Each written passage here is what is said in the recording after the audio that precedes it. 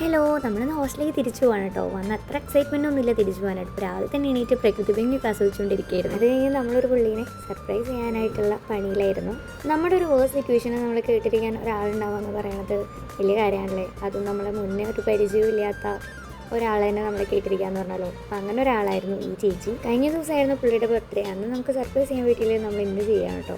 അതൊക്കെ കഴിഞ്ഞിട്ട് റിട്ടേൺ ഹോസ്റ്റലിലേക്ക് പോവുകയാണ്. അങ്ങനെ ആ ഹോസ്റ്റലിൽ എത്തി ഞാനൊരു ഇഞ്ചക്ഷൻ കുക്കറൊക്കെ കൊണ്ടുവന്നിട്ടുണ്ടായിരുന്നു. പിന്നെ വീട്ടിൽ നിന്ന് കുറച്ച് ഡ്രസ്സും കാര്യങ്ങളും കൊണ്ടുവന്നത് ദേവിക അടക്കി ഒതുക്കിയൊക്കെയാണ്. എനിക്ക് നല്ല യാത്ര ക്ഷീണമുണ്ടാവും എന്ന് പറഞ്ഞിട്ട് പിറ്റേ ദിവസം രാവിലെ നല്ല മഴ ആയതുകൊണ്ട് എണീക്കാൻ ഭയങ്കര മടിയായിരുന്നു. അങ്ങനെ എങ്ങനെയൊക്കെയോ ദേവിക കുത്തിപ്പിടിച്ച് എണീപ്പിച്ച് റെഡിയായി നമ്മൾ ഇൻസ്റ്റിറ്റ്യൂഷനിൽ പോകാൻ നിൽക്കുകയാണ്. അപ്പം നമ്മൾ ഇന്നും പോണേക്കാട്ട് മുന്നേ തലേദിവസം എടുത്ത് നോക്കുന്നു റിവൈസ് ചെയ്ത് നോക്കും. രാവിലത്തെ ബ്രേക്ക്ഫാസ്റ്റ് നല്ല ഫ്ലോപ്പ് ആയതുകൊണ്ട് തന്നെ ഇന്നലെ തലേദിവസം വീട്ടിൽ നിന്ന് ചക്കട വെച്ചിട്ട് അഡ്ജസ്റ്റ് ചെയ്യാണ് കേട്ടോ. അങ്ങനെ ഇൻസ്റ്റിറ്റ്യൂഷനിലെത്തി ക്ലാസ്സൊക്കെ അറ്റൻഡ് ചെയ്ത് ഇളകിയിരുന്നു.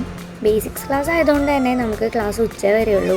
അങ്ങനെ ഞങ്ങൾ ക്ലാസ്സൊക്കെ കഴിഞ്ഞ് തിരിച്ച് ഹോസ്റ്റലിൽ പോകാൻ ലഞ്ച് എത്തിയിട്ടുണ്ടായിരുന്നു. അതൊക്കെ കഴിച്ച് അപ്പുറത്തെ ഹോസ്റ്റലിലെ കുട്ടികളൊക്കെ വന്നിട്ടുണ്ടായിരുന്നു. അവരോട് സംസാരിച്ച് നേരം പോയി തരണ്ടേ. അങ്ങനെ നമ്മുടെ ഡിന്നറൊക്കെ എത്തി. നമ്മളതൊക്കെ കഴിച്ച് കിടന്നുറങ്ങാൻ പറ്റും. ഇത്രയേ ഉള്ളൂ. Tata bye.